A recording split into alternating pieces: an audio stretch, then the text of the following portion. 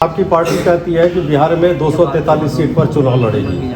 पिछले दिनों अध्यक्ष जी आए थे, उन्होंने बोला कि मेरी समस्या ये नहीं है कि हम 243 सीट पर लड़ रहे हैं, समस्या ये है कि कैंडिडेट वो चाहिए जो मानसिक रूप से भ्रष्ट ना हो। यही वर्ड था उनका।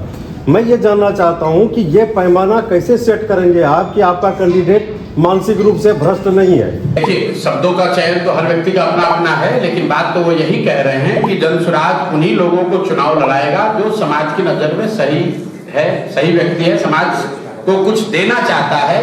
ये उन लोगों का दल नहीं है जो एमएलए बनकर, मंत्री बनकर, ठेकेदारी करके, शराब बालू के जरिए बहुत पैसा कमाना चाहते हैं। ज्यादातर लोग इसमें वो लोग हैं जो जीवन में जिन्होंने कुछ किया है, हासिल किया है, संघर्ष किया है, समाज के लिए खड़े रहे हैं, और कहीं ना कहीं उनके मन में ये जज्बा है कि अगर कोई सही प्लेटफॉर्म होता तो हम भी जुड़कर समाज के लिए कुछ कर पाते। क्या बिहार में जनसुराज की सरकार बनेगी? जनसुराज बन रहा है बिहारियों की नई ताकत? जानने के लिए इस वीडियो को अंत तक अवश्य देखिए।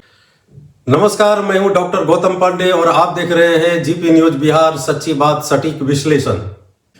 बीते 29 मार्च को जनसुराज के सूत्रधार प्रशांत किशोर अपने जनसुराज उद्घोष कार्यक्रम के तहत पूर्णिया पहुंचे। उनका मुख्य कार्यक्रम बनमनखी में जनसभा को संबोधित करने का था, लेकिन इससे पहले वे कुछ समय के लिए पूर्णिया में रुके और पत्रकारों से बातचीत की। प्रशांत किशोर ने बिहार की मौजूदा और पूर्ववर्ती सरकारों पर तीखा हमला बोला। उनका कहना था कि शिक्षा और रोजगार को लेकर सरकारों ने लगातार अनदेखी की है। उन्होंने आरोप लगाया कि बिहार को सिर्फ वोट बैंक की तरह इस्तेमाल किया गया, जबकि सारा निवेश गुजरात भेजा गया। उन्होंने एक विश्लेषण प्रस्तुत करते हुए कहा कि बिहार को कर्जदार बनाकर मोदी और नीतीश सरकारें गुजरात को फायदा पहुंचाती हैं। वह इंडस्ट्री लगाई जाती है और बिहार के लोगों को मजदूरी के लिए मजबूर किया जाता है। पत्रकारों से चर्चा के दौरान उन्होंने दावा किया कि बिहार की 60% जनता बदलाव चाहती है।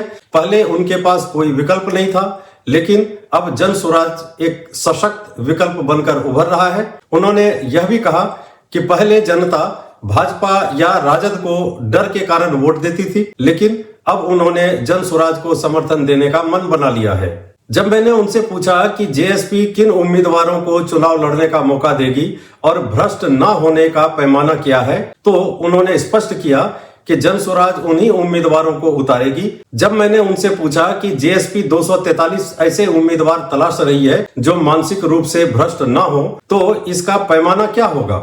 इस पर उन्होंने स्पष्ट किया कि शब्दों का चयन भले ही अलग अलग हो, लेकिन जनसुराज उन्हीं लोगों को चुनाव में उतारेगी जो समाज की नजर में ईमानदार और योग्य होंगे। इस पूरी चर्चा में कई अहम मुद्दे उठे, जिनका पूरा विश्लेषण जानने के लिए देखिए हमारा वीडियो। इलाके में आए हुए यहाँ पप्पू यादव बहुत बड़ा फैक्टर और आपके खिलाफ वो बयानबाजी भी करते हैं और आप भी उनके खिलाफ बयानबाजी, क्या कहाँ उसको चुनौती मांग रहे हैं इस इलाके में? जहां पर आप बैठे हुए हैं, इस शख्स ने ही दिखाया है कि यहाँ पर पप्पू यादव कोई फैक्टर नहीं है। ये तो उदय सिंह जैसे लोग जब यहाँ पर सक्रिय अभी नहीं है राजनीतिक तौर पर, इलेक्टोरल सेंस में सक्रिय तो समाज के स्तर पर हैं ही, राजनीतिक तौर पर हैं, लेकिन चूंकि इलेक्टोरल पॉलिटिक्स में उदय जी जैसे जो साथी हैं वो बहुत सक्रिय नहीं है, इसलिए आपको इस तरह के मेंढक लोग दिखते रहते हैं। और मेंढकों का काम है बरसात में निकलेंगे तो ट्रैक्टर करेंगे, उससे कोई फर्क नहीं पड़ने वाला। अमित शाह बिहार के दौरे पे आ रहे हैं जी, अमित शाह जी बिहार के 2 दिन के दौरे पे आ रहे हैं, क्या लग रहा है इससे क्या परिवर्तन? इसमें खबर क्या है? पिछले 10-12 वर्षों से हम लोगों ने देखा है कि जिस राज्य में भी चुनाव होता है, मोदी जी और अमित शाह को वही राज्य दिखाई देता है। अब अगले 6 महीने तक अचानक से गुजरात के इन 2 नेताओं को बिहार की चिंता सताने लगेगी, बिहार की गौरवशाली अतीत की वो चर्चा करने लगेंगे। बिहार में भी कभी विक्रमशिला और नालंदा जैसे विश्वविद्यालय थे, इसकी चर्चा और इसकी यादाश्त उनकी ताजी हो जाएगी। बिहार के बच्चों, बिहार की गरीबी कैसे दूर होगी ये पता अभी उनको चलेगा। अगले 6 महीने तक जितनी भी सरकारी योजनाओं का बटन दबाया जाएगा, उसका केंद्र भी बिहार बनाया जाएगा। जो योजना पहले से चल रही है, हर 3 महीने पे किसानों को स्वनिधि का पैसा भेजा जाता है, वो बटन दबाने के लिए मोदी जी बिहार में ही आकर दबाएंगे। तो ये कोई नई बात नहीं है। सर, आरजेडी 38% मतदाता की बात कहती है कि उसके 38% के मतदाता उसके साथ तो जन स्वराज के साथ कितने प्रतिशत मतदाता जाएंगे? जन स्वराज के साथ बिहार का हर वो मतदाता, आपने ठीक कहा कि आरजेडी 38% मतदाताओं की बात कर रहा है, जन स्वराज 100% बिहारियों की बात कर रहा है। उसमें वो 38% भी शामिल है जो उनके समझ से, आपके समझ से आरजेडी का समर्थक है। वोट बैंक के नजरिए से भी देखिएगा तो बिहार में जाकर आप सर्वे कर लीजिए, मतदाता चाहे आरजेडी का हो या भाजपा का, जदयू का हो या कांग्रेस का, करीब करीब 60% से ज्यादा मतदाता बिहार में आज नया विकल्प चाहता है, बदलाव चाहता है। वो जरूरी नहीं है कि वो जन स्वराज चाहता है, ये मैं मान रहा हूं, लेकिन 60% से ज्यादा लोग बिहार में बदलाव चाहते हैं। तो जन स्वराज का वोट बैंक वही 60% मतदाता है जो बिहार में अब बदलाव चाहता है। आपकी पार्टी चाहती है कि बिहार में 243 सीट पर चुनाव लड़े। पिछले दिनों अध्यक्ष जी आए थे, उन्होंने बोला कि मेरी समस्या ये नहीं है कि हम 243 सीट पर लड़ रहे हैं, समस्या ये है कि कैंडिडेट वो चाहिए जो मानसिक रूप से भ्रष्ट ना हो, यही वर्ड था उनका। मैं ये जानना चाहता हूँ कि ये पैमाना कैसे सेट करेंगे आप कि आपका कैंडिडेट मानसिक रूप से भ्रष्ट नहीं है? देखिए, शब्दों का चयन तो हर व्यक्ति का अपना अपना है, लेकिन बात तो वो यही कह रहे हैं कि जन स्वराज उन्हीं लोगों को चुनाव लड़ाएगा जो समाज की नजर में सही है, सही व्यक्ति है, समाज को कुछ देना चाहता है।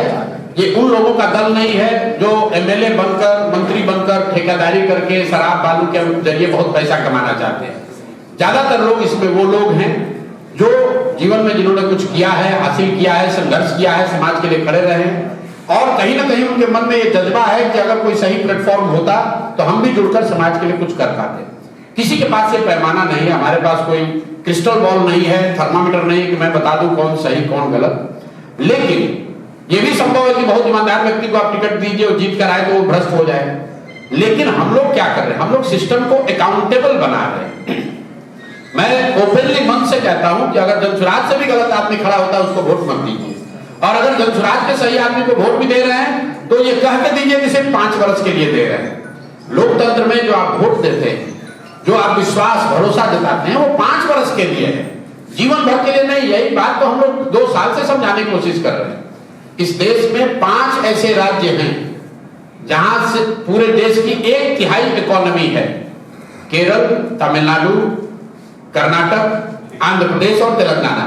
ये 5 राज्यों में 1/3 देश की इकोनॉमी है।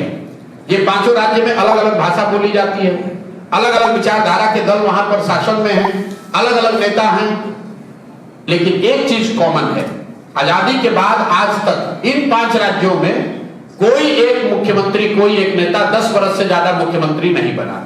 क्यों? क्योंकि जनता ने उन पर शिकंजा रखा है कि आप काम नहीं करोगे तो आपको हटा दिया जाएगा। बिहार में चाहे जन स्वराज की सरकार बने या किसी दूसरे पार्टी की, जब तक नेताओं के मन में ये डर नहीं होगा कि हम काम नहीं करेंगे तो जनता हमको हटाएगी, तब तक सुधार नहीं हो सकता है, जन स्वराज भी सुधार नहीं कर पाएगा।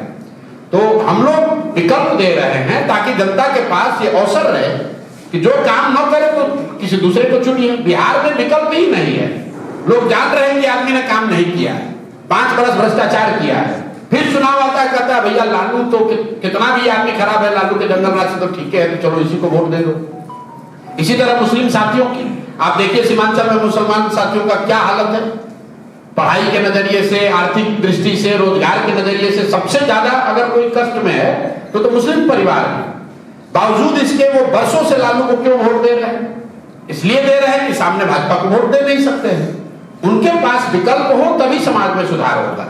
क्या जन स्वराज आगामी चुनाव में सरकार बना पाएगी? अपनी राय हमें कमेंट सेक्शन में जरूर दें। अगर आपको यह वीडियो पसंद आया हो तो लाइक करें, शेयर करें और चैनल को सब्सक्राइब करना ना भूलें। धन्यवाद और मिलते हैं एक नई वीडियो में।